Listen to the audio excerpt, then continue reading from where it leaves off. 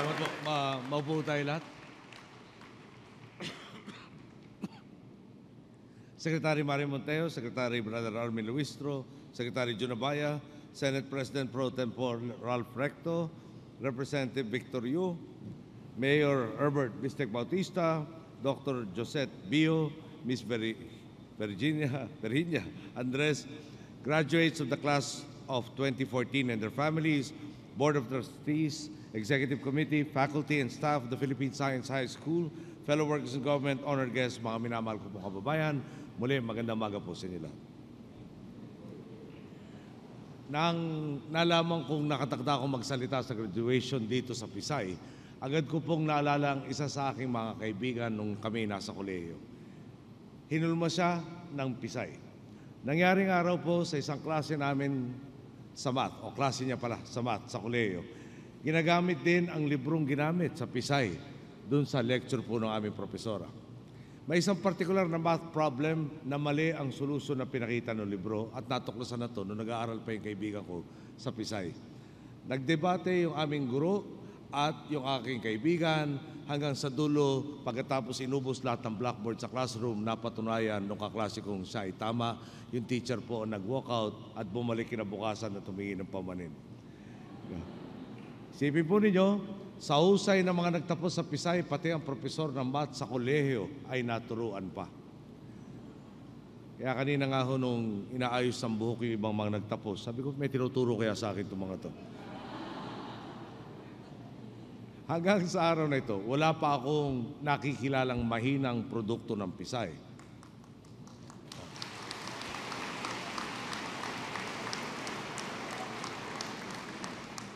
Si Secretary Abaya po produkto nyo. Si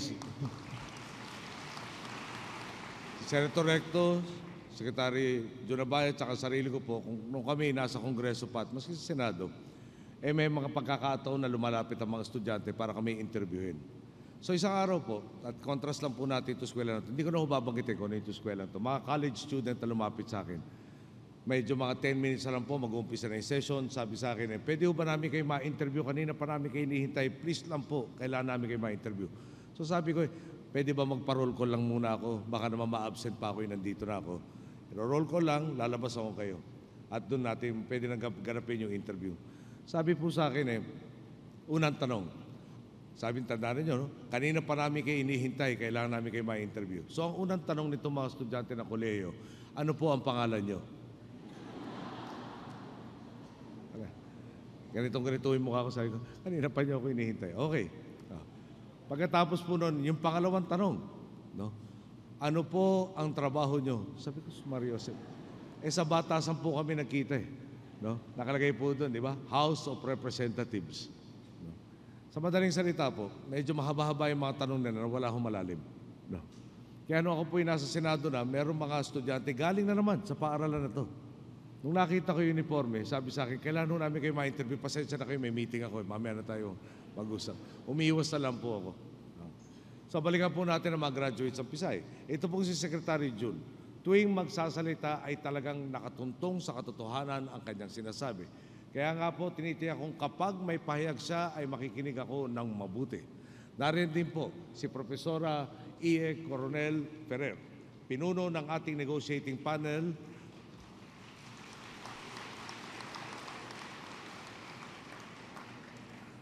para sa usaping pangkapayapaan sa Bangsamoro. Sa pagsisikap nga po niya, 10 na kanyang mga kasamahan, bukas na bukas din ay malalagda na ang ating Comprehensive Agreement on the Bangsamoro na inaasahan nating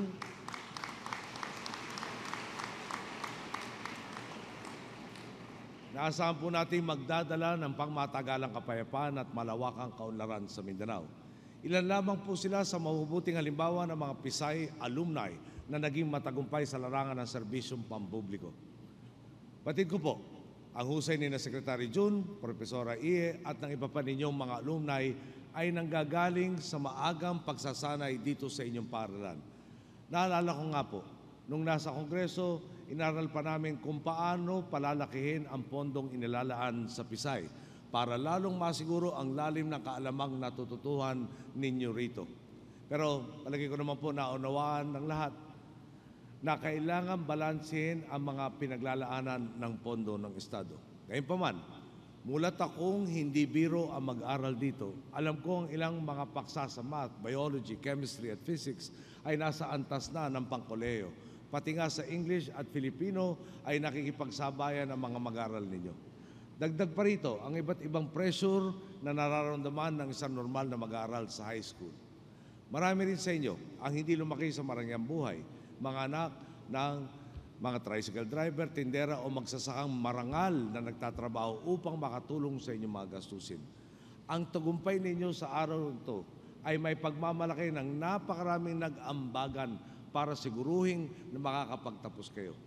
Ang inyong mga pamilya, ang mga guro at ang mga administrador ng Pisay, ang buong komunidad at ang mga alumni at benefactor na nagbibigay ng donasyon sa Pisay Foundation, pati na ang mga karaniwang Pilipinong nagbayad ng tamang buwis at nagpasok ng pondo sa kaban ng bayan. Dahil nga po, napakarami nagsumikap para masiguro makakuha kayo ng mataas sa kalibre na edukasyon, dapat din nating siguruhin na hindi mababagabag o magugulo sa pag-aaral ang mga estudyante ng Pisay. Alam kong may mga agam-agam ukol sa nababalitang paglilipat ng inyong campus. Ako na mismo ang magsasabi sa inyo, mananatili ang Pisay sa Agam Road.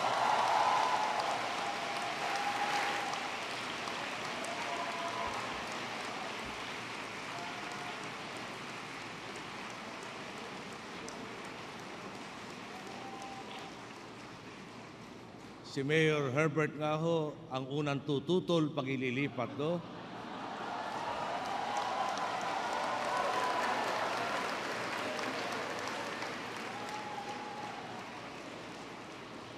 Di ba marami hong nag-aagawan na maglagay ng campus sa kanilang mga lugar?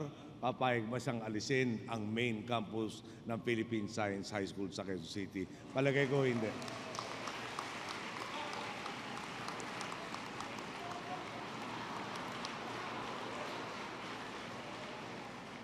Sa labas naman po ng diliman, patuloy pa rin ang ating suporta sa PSHS system. Isipin po ninyo, ako po'y naabiso na ang orihinal na plano para sa Philippine Science High School System ay 16 na campus.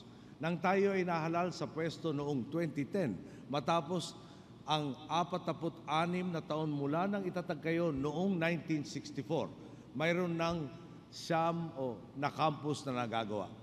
Ngayon po, 13 na ang campus ng Pisay sa buong kapuluan.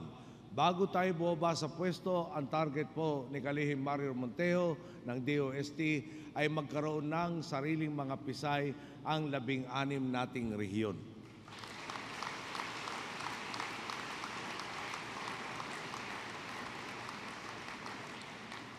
Harinawa po, matutupad na rin ang orihinal na plano para sa Philippine Science High School System. Patuloy po ang matibay na suporta ng ating administrasyon sa Pisay dahil sa tuwid na landas, hindi pwedeng daanin sa baka sakali o sana umabot tayo sa paroroonan ng ating paglalakbay. Kung nais talaga nating idiretso ang tinatamasa natin ngayong pagbabago, hindi pwedeng idaan sa haka-haka ang mga proyekto. Hindi pwedeng magkulang sa scientificong batayan ang ating mga plano. Halimbawa na lamang po ang ating tugon sa panganib na dulot na nagbabagong klima. Isang bansa tayong binubuo ng napakaraming isla, kaya nga napakarami rin mga komunidad na nakatira sa mga dalampasigan. Dito humahampas ang di bababa sa 20 bagyo na dumadalaw sa atin kada taon. Hindi naman po pwedeng sabihin sa ating mga kababayan, good luck, sana makalusot kayo sa susunod na pagdating ng bagyo. Sa halip, kailangan ng mahuhusay na meteorologist na magbibigay ng maaga at wastong babala para mailikas ang mga komunidad mula sa baybayin. Kailangan ng tamang prediksyon kung saan at kung gaano kataas at kalawak ang tatamaan ng mga storm surge. Kailangan ng epektibong early warning system para ang lahat ay maabisuhan kaagad. Lahat ng ito nakasalalay sa mga eksperto sa siyensya. Isa pa pong halimbawa, sa susunod na taon, papasok ang Pilipinas sa tinatawag na demographic sweet spot, kung saan ang bulto ng ating populasyon ay tutungtong sa working age. Tinataya sa 2019 naman, papasok tayo sa isang middle income sweet spot, kung kailan papalo sa average na $6,000 ang per capita income ng ating mga kababayan kada taon. Ano po ang epekto nito? Habang umaasenso tayo at habang lumalaki ang kita at panggastos ng mga tao, dadami rin ang makakabili ng mga ibang bagay tulad ng sasakyan. Sa ngayon, tinatayang 200,000 sasakyan na ang nabebenta kada taon. May mga pag-aaral nagsasabing pagdating ng 2019, baka umabot ito sa humigit kumulang kalahating milyon kada taon. Ngayon pa nga lang po, nagsisimula ng itayo ang mga planta ng mga automobile manufacturer. Kakibat ng pagdami ng mga sasakyan sa kalsada, lalaki rin ang pangangailangan sa infrastruktura. Ang patong-patong na flyover na dadaanan ng mga sasakyan, ang mga public transit system tulad ng mga subway para sa mga namamasahe, ang makabagong gusali na papasukan ng mga nagtatrabaho, lahat po ito kailangan ng mga dalubhasa sa siyensya. Malaki rin ang larangang ginagampanan ng ating mga scientists sa pagpapatupad ng ating agenda ng mabuting pamamahala. Halimbawa, sa inyong mga naririto, mahihirapan na siguro akong maghanap ng computer illiterate. Buibili na rin siguro kayo ng sarili niyong mga gadget o computer. Teknikal ang kaalamang kailangan para sa pagbili ng mga gamit na ito. Kailangan na tamang pananaliksik para masigurong sulit ang ibinabayad ninyo. Ilan na ba sa atin ang nakaranas ng mahusay na sales talk at nakumbinsing bilhin ang isang bagay na napakaraming mga feature na nagpapamahal lang pero hindi naman talaga kailangan? Tulad ng ikunento ng isang kaibigan ko, nagtataka siya bakit ang init ng silya ng kanyang sasakyan, meron palang heater yung kanyang sasakyan sa Pilipinas. May lalapat ang kaisipang ito sa paggastos sa kaban ng bayan. Kung alam natin ang mismong kailangan, matutukoy din natin kung ano mismo ang angkop na teknolohiyang tutugon dito. Gagastos tayo para lang sa nararapat, hindi masasayang ang pondo ng gobyerno. Kaya nga po, inatasan natin ang DOST na bumuo ng grupo ng mga ekspertong hindi kayang bulahin ng mga supplier, lalo na po pagdating sa big ticket items. Excuse me po. Malaki rin ang ginagampanan ng larangan ng siyentipikong proseso sa paglaban natin sa korupsyon. Halimbawa nga nito ang kontrata ukol sa dredging para sa Ilog Pasig. Ang sabi ng kontraktor, nag-dredging daw sila. Para makasiguro, tinanong natin ang DOST at ang mga eksperto ng UP National Institute of Geological Sciences. Ang resulta ng kanilang pag-aaral, kung may dredging man na nangyari, siguradong hindi ito sumunod sa napag-usapan sa kontrata. Ngayon po, gumagawa na tayo ng mga hakbang para masigurong mananagot ang dapat managot. Ang malungkot nga lang po, ilan lang itong mga eksperto natin na kayang sumuri ng mga tinatawag na borehole sediments. Siguro naman, sa hanay ninyo, may susunod sa kanilang mga yapak upang madagdagan naman ang bilang ng ating mga eksperto. Ang tanong ko nga po, sino kaya sa inyo ang gagamit ng talento upang tugunan ang mga problema ng ating bansa? Sino kaya sa inyong mag-graduate ngayon ang makakahanap ng solusyon sa mga problemang kinakaharap? Hindi lamang ng Pilipinas kundi ng buong sangkatauhan. Mga hamon sa sakit, sa kalikasan, sa nagbabagong anyo ng pamumuhay sa mundo. Ilan kaya sa inyo ang magkakamit ng mga award, ng mga scholarship sa ibang bansa at sa ating sariling bansa? Ilang kaya ang yayaman na taasenso dahil sa kalamang natutuhan dito sa Pisay? At ilang kaya sa inyo ang pipiling tumanaw ng utang na loob sa ating mga boss? Sino kaya ang magiging susunod na Secretary Jun Abaya o Profesora E.F. Ferrer? Ilang kaya ang maglilingkod? Ilang kaya ang magbubuhos ng oras, pawis at talino upang iangat ang antas ng pamumuhay ng ating mga kababayan? Magsilbing sanang paalala ang araw na ito. Kailangan kayo ng ating bayan. Umaasa nga po ako sa mga susunod na panahon bilang mga alumni na magtatagumpay sa larangan ng agham ay maninindigan kayo para sa interes ng nakakarami. At ang pagbabagong tinatamasa natin ngayon, itong pagbabalik ng integridad sa gobyerno, itong patuloy na pag-arangkada ng ekonomiya, itong lumalawak na pagkakataon para sa ating mga kababayan ay simula pa lang ng katuparan ng matatayog na pangarap natin para sa bansa. Sa ngayon, kinikilala na tayo ng mundo bilang modelo ng mabuting pamamahala. Kung magpapatuloy tayo sa inyong pakikiambag ay kikilalanin tayo bilang ehemplo ng malawakang kaunlaran. Alam naman po natin, ang tagumpay ng isang lahi ay nagbubukal sa kakayahan nitong tumaklas ng bagong kaalaman. Ang pag-angat ay nakakaayon hindi sa pagpapatangay sa agos ng panahon, kundi sa pagiging pugad ng inobasyon. Gamit ang siyensya at sa tulong ng bawat scholar ng Pisay, mangunguna ang Pilipino. Balang araw, ang mga medalya ninyo sa mga Math at Science Olympiad ay madadagdagan ng mas malalaking karangalan para sa mga bagong tuklas na kaalaman. Sinanay kayo sa GAM para pagdating ng panahon kayo na ang namumuno, siguradong nakatuntong sa katwiran at katotohanan ang mga desisyong makakaapekto sa ating mga kababayan. Buong sabayanan ang nag-ambagan para mabigyan kayo ng pagkakataong ito. Pagdating ng panahon kayo naman ang may pagkakataong makatulong sa inyong kapwa, tutugong kaya kayo ng salamat sa naibigay ninyo, pero unahin ko muna ang sarili ko.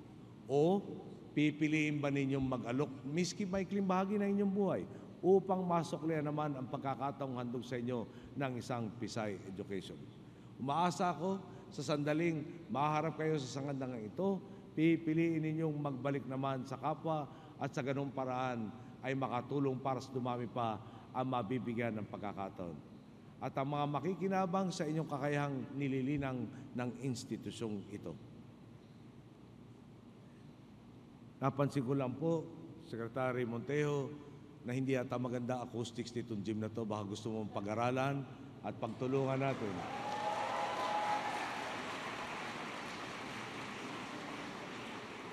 Napansin ko rin po, at naalala ko yung mga turo ng mga Jesuitang mga best friend ni Brother Armin.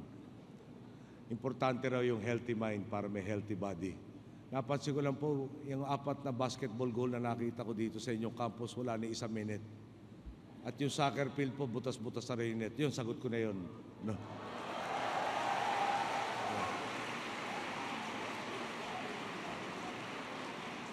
Kaya, padala na lang nyo yung bill at bubunuin namin ni Asik Dalantaryan. Maraming salamat po. Maligayang bati sa lahat sa inyong pagtatapos ng araw ito. Magandang araw po. Salamat, mahal na Pangulo. Muli, ang ating Pangulo, ang kagalang-galang Benito S. Aquino III.